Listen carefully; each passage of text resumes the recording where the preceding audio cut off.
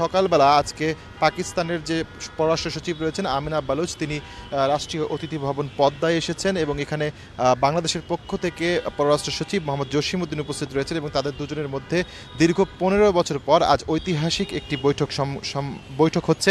এই বৈঠকে আসলে বাংলাদেশ সহ পাকিস্তানের সাথে যে দ্বিপাক্ষিক বিষয়গুলো রয়েছে, স্বার্থ সংশ্লিষ্ট বিষয়গুলো, সেই বিষয়গুলো নিয়ে আলোচনা হওয়ার কথা হয়েছে। আমরা যতটুকু জানতে পেরেছি কিছুক্ষণ আগে এই বৈঠকটি শেষ হয়েছে এবং বিভিন্ন সূত্রে আমরা যতটুকু জানতে পারছি যে দুই দেশের বিমান যোগাযোগের যে বিষয়টি ছিল, পাকিস্তানের সাথে ঢাকার সাথে করাচির যে সরাসরি ফ্লাইট ছিল, ঢাকার সাথে ইসলামাবাদ এবং লাহোরের যে ফ্লাইট, এই যে ফ্লাইট ব্যবস্থাগুলো রয়েছে এগুলো চালুর ব্যাপারে আসলে আলোচনা হয়েছে বলে আমরা সমর্থিত সূত্রে জানতে পেরেছি। এছাড়াও ব্যবসা বাণিজ্য, কৃষি, আঞ্চলিক নিরাপত্তা এসব বিষয়ে দুই পররাষ্ট্র সচিব কিন্তু কথা বলেছেন। এছাড়াও আপনি জানেন যে পাকিস্তানের উপপররাষ্ট্রমন্ত্রী ঢাকা সফরের কথা রয়েছে, উপপ্রধানমন্ত্রী দুঃখিত, তার ঢাকা সফরের কথা রয়েছে এবং সেই সফরের সূচিগুলো নিয়েও আমরা যতটুকু জানছি বিশ্বস্ত সূত্রে যে দুই পররাষ্ট্র সচিব আলোচনা করেছেন।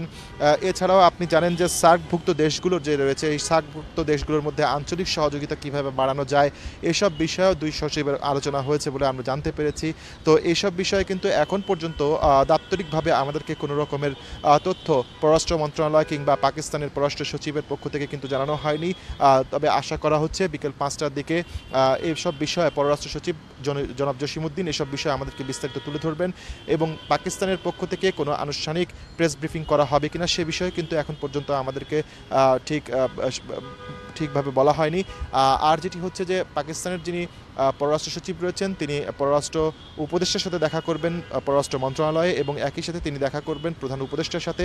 সেখানেও তাদের নিশ্চয়ই দুদেশের স্বার্থ সংশ্লিষ্ট বিষয় নিয়ে আলোচনা হবে এবং কথা হবে। এসব বিষয়ে সেখান থেকেও কোনো তথ্য আমাদেরকে পররাষ্ট্র মন্ত্রণালয়ের পক্ষ থেকে আসলে জানানো হবে। তবে যেখানে আমরা যতটুকু জানতে পেরেছি যে গত ১৫ বছরে আসলে কী কারণে দুই দেশের এই যে সম্পর্ক এত অবনীত ছিল এসব বিষয়েই বেশি গুরুত্ব দেওয়া হয়েছে এবং যাতে পিপল টু পিপল অর্থাৎ মানুষের যে যোগাযোগ দুই দেশের মধ্যে সেটি কীভাবে বাড়ানো যায় এসব বিষয়ে আসলে বেশিক্ষণ আলোচনা হয়েছে বলে আমরা জানতে পেরেছি। এছাড়াও এখন এখানে আপনি দেখতে পাচ্ছেন আমার বাম পাশে যে ভবনটি রয়েছে রাষ্ট্রীয় অতিথি ভবন পদ্মা, এখানে এখন দুই পররাষ্ট্র সচিবের লাঞ্চ চলছে। এই লাঞ্চে কিন্তু আমরা যতটুকু জানতে পেরেছি সার্কভুক্ত যে দেশগুলো রয়েছে সেই দেশের যারা রাষ্ট্রদূত রয়েছেন তাদেরকে কিন্তু আমন্ত্রণ জানানো হয়েছে। এখানে আমরা দেখেছি নেপাল,